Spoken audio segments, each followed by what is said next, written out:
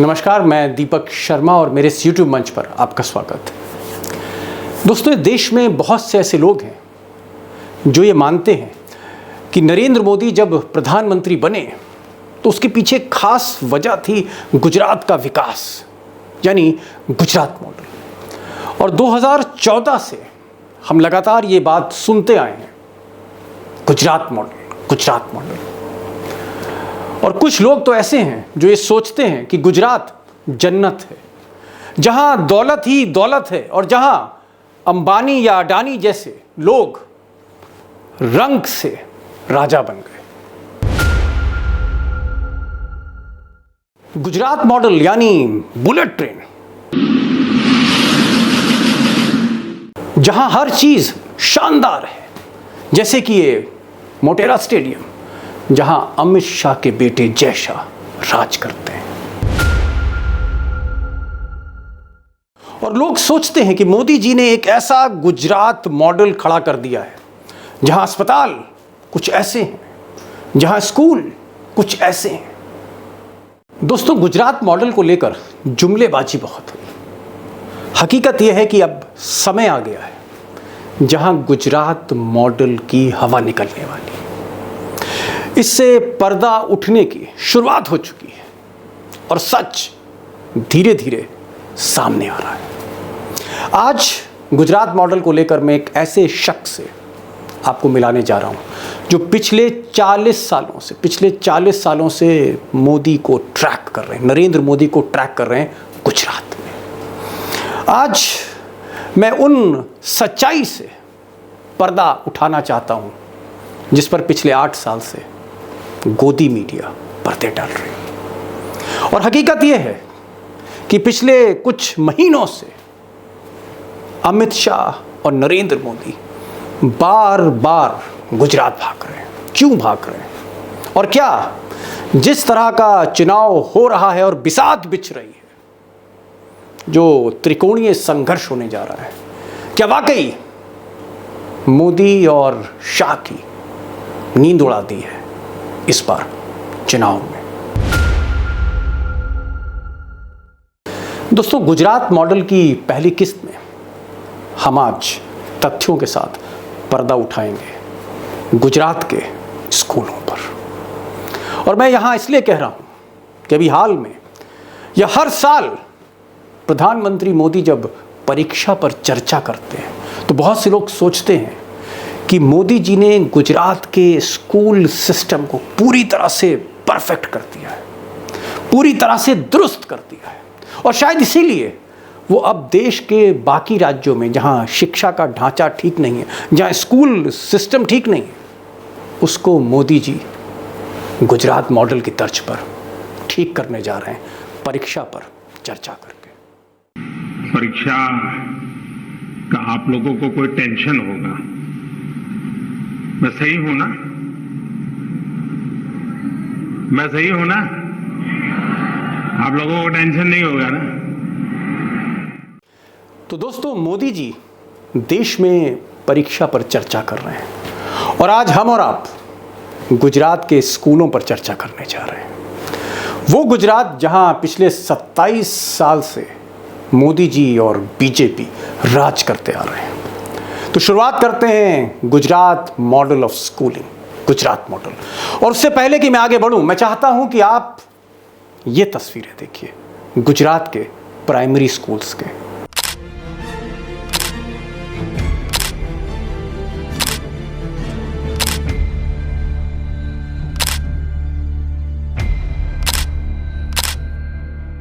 इन तस्वीरों के बाद अब ये वीडियो देखिए और देखिए कि कैसे गुजरात के बच्चे स्कूल पढ़ने जाते हैं।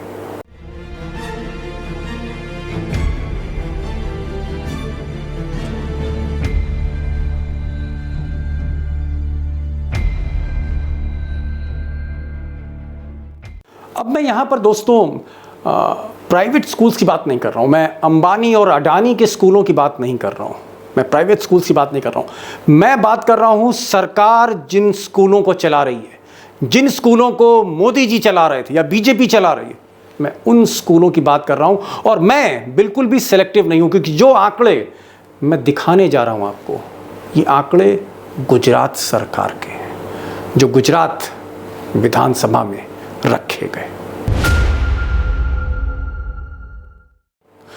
और दोस्तों, ये जो आंकड़े हैं ये किसी निजी संस्था के नहीं हैं। इन आंकड़ों का खुलासा गुजरात सरकार ने खुद किया है और ये ताज़ा आंकड़े। और हकीकत ऐसी है गुजरात मॉडल की, जिसे देखकर शर्म आती है। आपको जान के आश्चर्य होगा कि गुजरात में 700 ऐसे सरकारी प्राइमरी स्कूल हैं जहां सिर्फ एक टीचर है। जी हाँ, सिर्फ एक टीचर, जो कक्षा 1 से 8, फ्रॉम क्लास 1 टू क्लास 8, यानी 1, 2, 3, 4, 5, 6, 7, 8, 1 से लेकर 8 क्लास तक सारा का सारा पाठ स्कूल में एक टीचर पढ़ाती है, सिर्फ एक टीचर। और हकीकत यह है कि जहां एक टीचर पढ़ा रही हैं, इस दुर्दशा के बीच, स्कूलों की इस दुर्दशा के बीच, गुजरात सरकार ने 86 स्कूल, 86 स्कूल बंद कर दिए। और 400 से ज़्यादा, तकरीबन 497 स्कूल ऐसे थे जिनका मर्जर कर दिया है। और जो ट्राइबल एरियाज़ हैं, वहाँ तो हालत इतनी ख़राब है, पढ़ने वाले भी और टीचर्स दोनों की, कि आप कल्पना नहीं कर सकते। एक और चीज़ जो इस मॉडल स्कूल, गुजरात मॉडल की जो कलई खोलते हैं, वो ये कि जो बड़े शहर हैं जैसे सूरत, जैसे बड़ौदा, जैसे राजकोट, अगर आप देखें सूरत, 43 स्कूल ऐसे हैं जहां सिर्फ एक टीचर है, एक टीचर। वडोदरा में 38 स्कूल हैं, 38 प्राइमरी गवर्नमेंट स्कूल्स, जहां हर स्कूल में सिर्फ एक टीचर है। और राजकोट में 16 है। ये पूरा हाल गुजरात के सभी 33 जिलों का कमोबेश ऐसा ही है। तो दोस्तों, ये तो गुजरात सरकार का आंकड़ा था। एक मोदी सरकार यानी केंद्र सरकार का भी आंकड़ा देख लीजिए गुजरात मॉडल ऑफ एजुकेशन पर। और धर्मेंद्र प्रधान जो यूनियन मिनिस्टर फॉर एजुकेशन हैं, देश के शिक्षा मंत्री हैं, उन्होंने लोकसभा में जो आंकड़े रखे वो ये कहते हैं कि 33 डिस्ट्रिक्ट, गुजरात में 33 डिस्ट्रिक्ट्स हैं, 33 डिस्ट्रिक्ट्स हैं, और इन 33 जिलों में 20 जिले ऐसे हैं जो एजुकेशनली बैकवर्ड हैं, शिक्षा के मामले में पिछड़े हुए हैं। यानी जो पैरामीटर्स हैं, जो स्टैंडर्ड पैरामीटर्स हैं एजुकेशन के, अच्छा classroom, teacher, staff, facilities, building, black board, कुर्सी, मेज, वहां ऐसा नहीं है। 33 में से 20 जिले, यानी आप कह सकते हैं कि 61%, 61% स्कूल जो बेसिक रिक्वायरमेंट है शिक्षा का, स्कूल में पढ़ाई का, दे डोंट मीट इट। दोस्तों, मेरे पास कुछ वीडियोस भी हैं, और वीडियोस हैं, मैं चाहता तो आपको दिखा सकता था, लेकिन मैं नहीं चाहता हूं कि जो बच्चे जिनके पाँव में चप्पल नहीं है, जिनके पाँव में जूते नहीं हैं, जिनके पास प्रॉपर यूनिफॉर्म नहीं है, बस्ते नहीं हैं, बैठने की जगह नहीं है, क्लास में ब्लैक बोर्ड नहीं है, टीचर भी ऐसे ही हैं या नहीं हैं, इन तस्वीरों को, वीडियोस को दिखाने से कोई बहुत ज़्यादा लाभ नहीं मिलता। थोड़ा सा डिप्रेसिंग लगता है, और क्योंकि अपने देश की बात है, अपने गुजरात की बात है, लेकिन हकीकत आपने इन आंकड़ों से देख ली। और जब ये आंकड़े विधानसभा में रखे गए, जब स्कूल के दुर्दशा के आंकड़े लोकसभा में रखे गए, तो एक आदमी और देख रहा था, और उसका नाम था अरविंद केजरीवाल, और शायद उनके साथ मनीष सिसोदिया भी इन आंकड़ों को देख रहे थे। इसीलिए मनीष सिसोदिया गुजरात पहुंच गए। वो मनीष सिसोदिया जिनको आज की तारीख में देश दिल्ली के स्कूलों की वजह से जानता है। वो स्कूल जहां लिफ्ट है, एसी है, स्विमिंग पूल है, प्लेग्राउंड है, एस्ट्रोटर्फ है, हर तरह की सुविधा है, वही मनीष सिसोदिया, राजनीतिक उनको एक दिशा दिखी और वो गुजरात पहुंच गए। और देखिए उन्होंने क्या देखा वहां जाके। तो आज मैं शिक्षा मंत्री जी के गृहनगर में, भावनगर में 2 सरकारी स्कूलों में गया। दोनों सरकारी स्कूलों में आप देख लीजिए कि गैलरी से लेकर क्लासरूम तक कोई कोना ऐसा नहीं था जहां मकड़ी के मोटे मोटे जाले इस तरह से ना लगे हों जैसे बहुत पुराने कबाड़ घर में लगे होते हैं। वर्षों से बंद कबाड़ घर में जिस तरह के मकड़ी के मोटे मोटे जाले पूरे छतों पे, खिड़कियों पे, दीवारों पे जिस तरह से लगे होते हैं, उस तरह के मकड़ी के जालों में जीतू भाई गुजरात में अपनी विधानसभा के क्षेत्र के बच्चों को पढ़ा रहे हैं सरकारी स्कूलों में। मैंने देखा वहां पे कि टीचर्स नहीं है, और टीचर्स नहीं है, कई जगह तो गेस्ट टीचर्स लगाए गए हैं। और बड़ा आश्चर्य हुआ मुझे टीचर्स से बात करके कि उनको महीने महीने की सैलरी पर रखा गया है। 1 महीने के लिए उनको रखा जाता है, फिर उनका रिन्यू किया जाता है, फिर उनका रिन्यू किया जाता है। मतलब जो टीचर्स वहाँ पढ़ा रहे हैं उनको बेचारों को ये पता ही नहीं है कि अगले महीने उनकी नौकरी रहेगी कि नहीं रहेगी। मैंने आपसे कहा था कि मैं एक ऐसे शख्स से आपको मिलवाने जा रहा हूँ, मैं ऐसे शख्स से मिलवाने जा रहा हूँ जो मोदी को पिछले 40 साल से गुजरात में ट्रैक कर रहे हैं। लेकिन उनको रूबरू कराने से पहले मैं ये आपको बताना चाहता हूँ कि ये सिसोदिया जब वहाँ गए, या ये जो स्कूल के दुर्दशा के जो आंकड़े सामने आए, उसके बाद मोदी और अमित शाह ने क्या किया। ये दोनों लोग, जैसा कि सूत्र बता रहे हैं, इन्होंने मुख्यमंत्री के साथ बैठक करी, एजुकेशन मिनिस्टर के साथ बैठक करी, और एक प्रोजेक्ट है जो पिछले साल मोदी जी शुरू करने जा रहे थे, मिशन स्कूल ऑफ एक्सीलेंस। और इसके तहत मोदी जी को लगा कि मनीष सिसोदिया तो सारी कलई खोल देगा, पोल खोल देगा, और केजरीवाल जब पोल खोलते हैं तो पूरी फिर दुनिया को वो दिखाते भी हैं।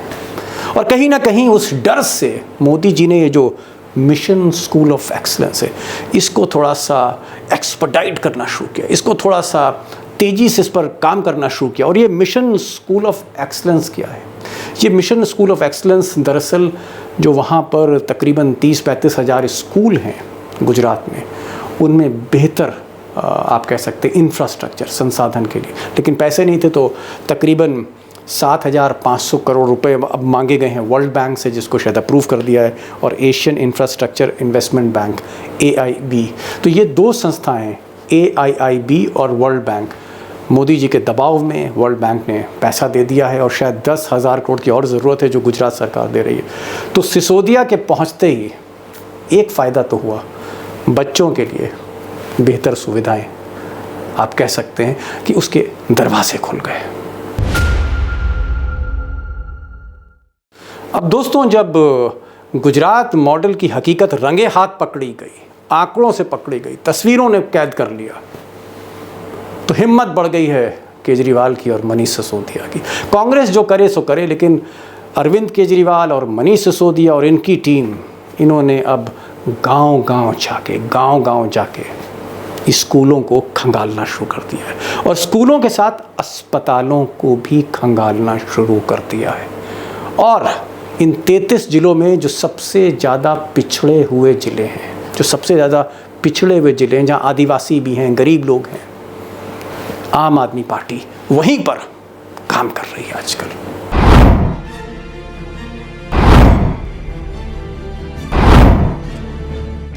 अब दोस्तों, मैं चाहता था कि एक सेकंड ओपिनियन भी आपको मिले, और इस सेकंड ओपिनियन के लिए गुजरात के बड़े मारूफ, बहुत मशहूर पत्रकार RK मिश्रा साहब, टाइम्स ऑफ इंडिया के ब्यूरो चीफ रहे, द पायनियर के ब्यूरो चीफ रहे 1971 से, फ्रॉम 1971, और आप कह सकते हैं तकरीबन 50 साल हो गए हैं गुजरात में पत्रकारिता करते हुए, और शीर्ष पर पत्रकारिता।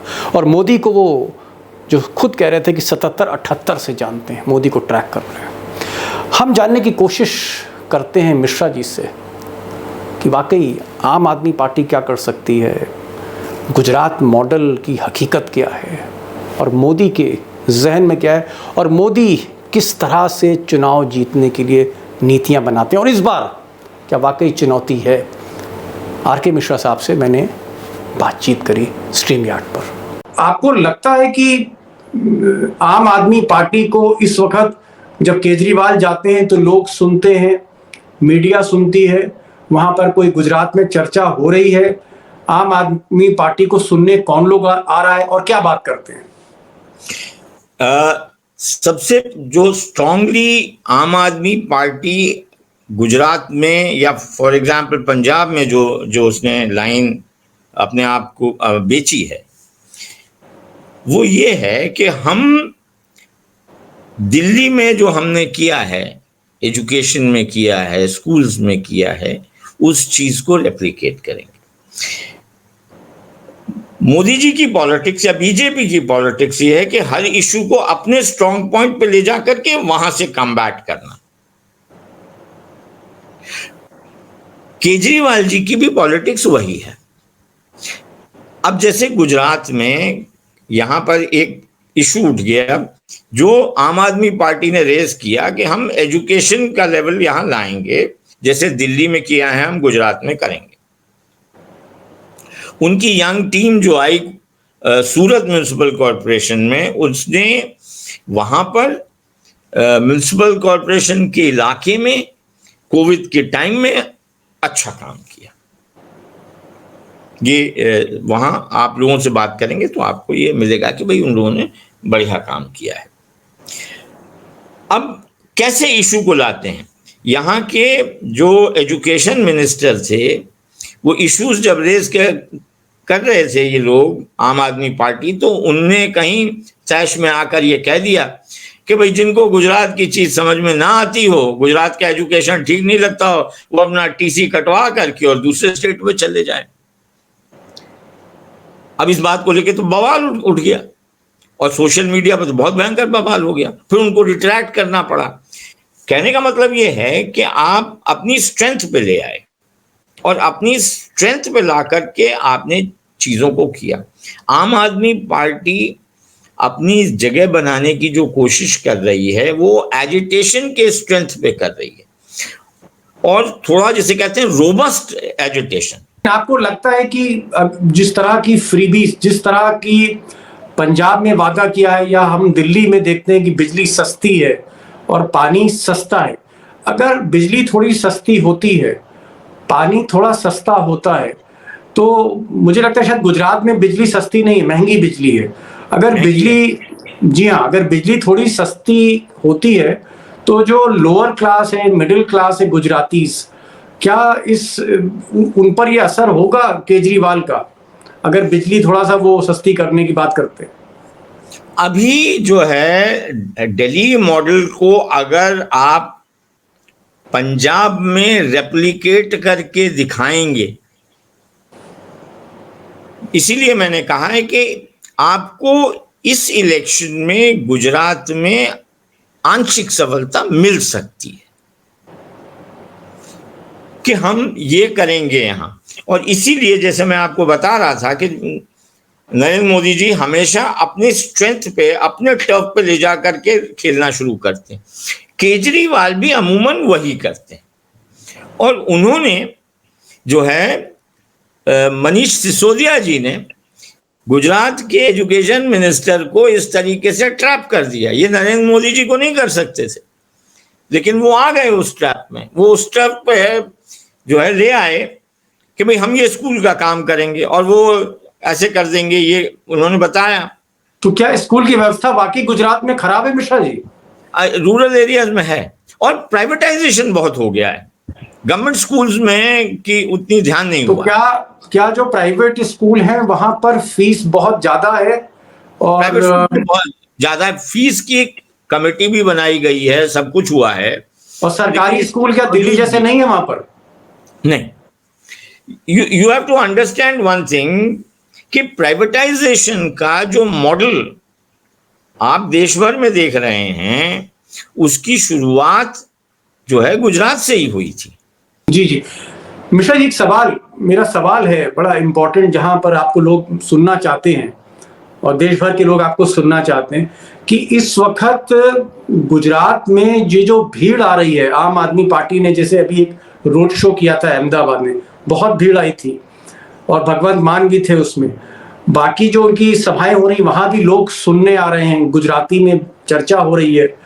तो ये कौन लोग सुनने आ रहे हैं, केजरीवाल को या आम आदमी पार्टी को?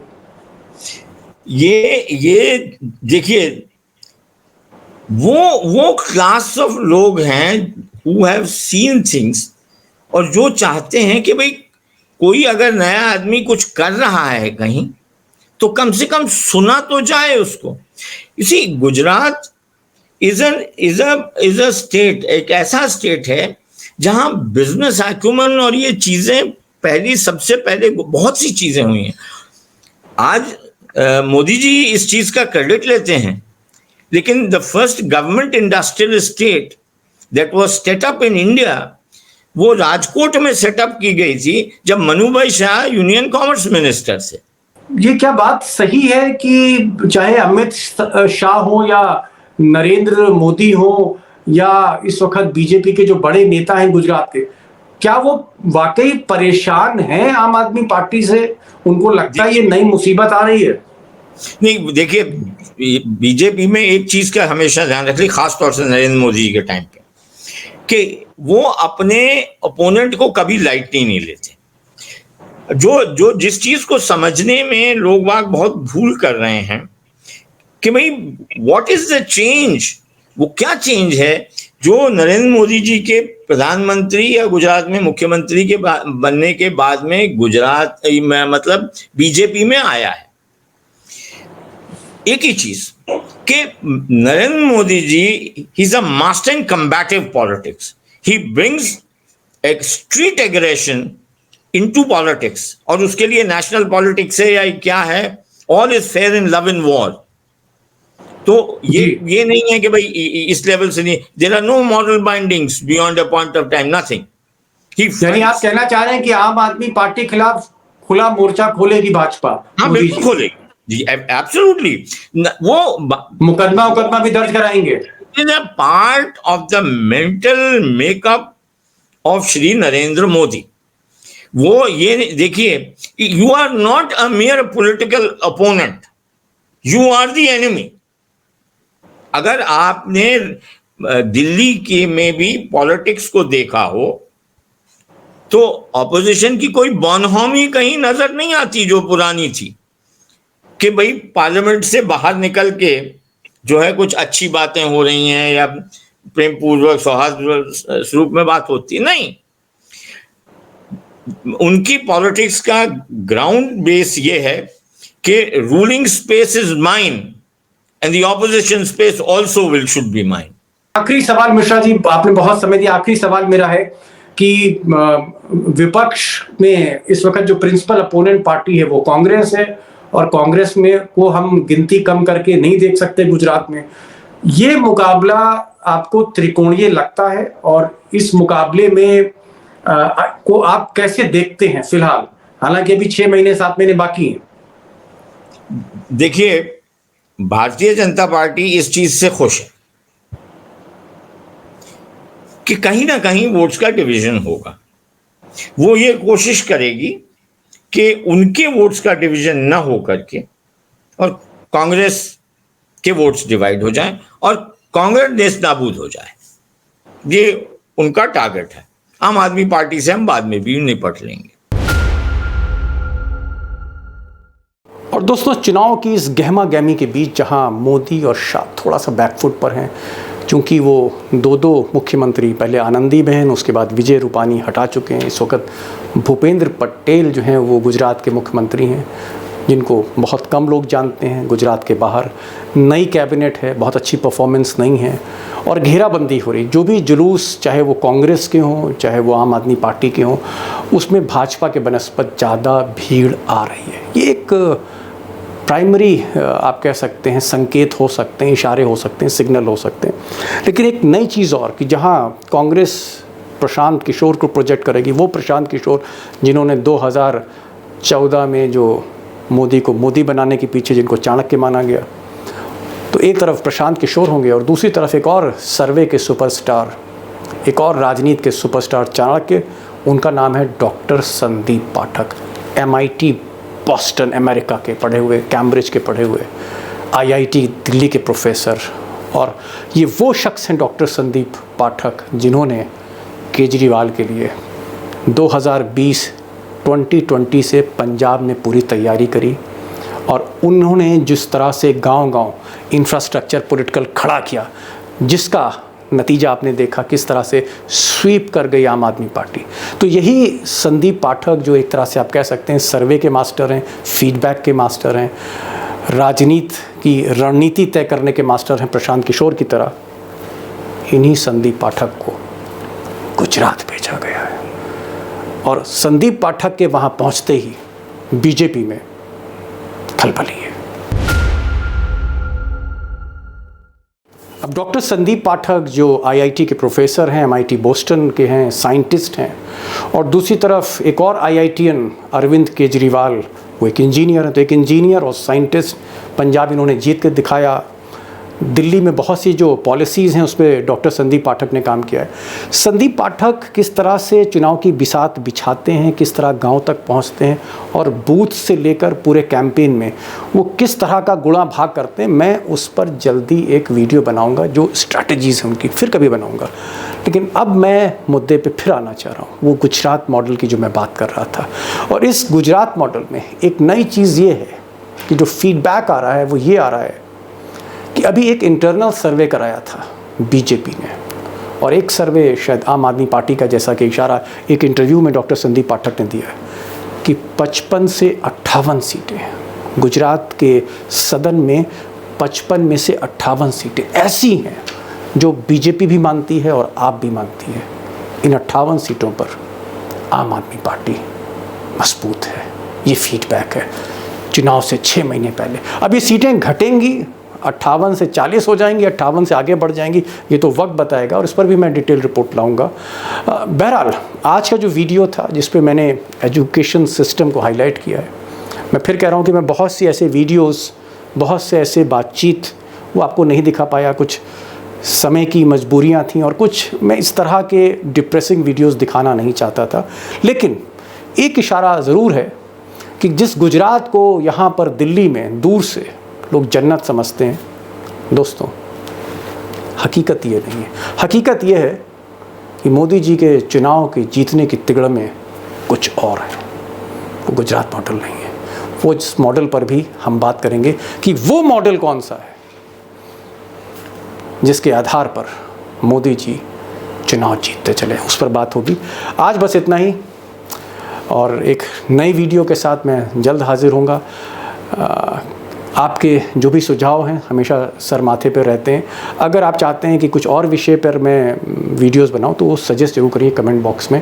अगर आपने बेल आइकॉन क्लिक नहीं किया तो बेल आइकन ज़रूर क्लिक कर दिए, नोटिफिकेशन आपको मिलते रहें। ये वीडियो थोड़ा शेयर करिए, क्योंकि ये वीडियो आपको कोई जल्दी दिखाएगा नहीं, तथ्यों के साथ, फैक्ट के साथ, और वो भी मोदी के मुखालिफ। तो इसलिए इस वीडियो को ज़्यादा से ज़्यादा शेयर करिए। मुखालफत की बात नहीं है, मोदी जी से मेरा कोई लेना देना नहीं है, मैं सिर्फ आपको फैक्ट्स आपके सामने रख रहा हूँ, आप जज हैं। और मैं चाहता हूँ कि अगर आपको ये वीडियो पसंद आए, आपका जजमेंट सही है मेरे वीडियो को लेकर, तो अपने दोस्तों से ज़रूर शेयर करिए। और अगर सब्सक्राइब नहीं किया चैनल तो सब्सक्राइब करिए। आज बस इतना ही, नमस्कार।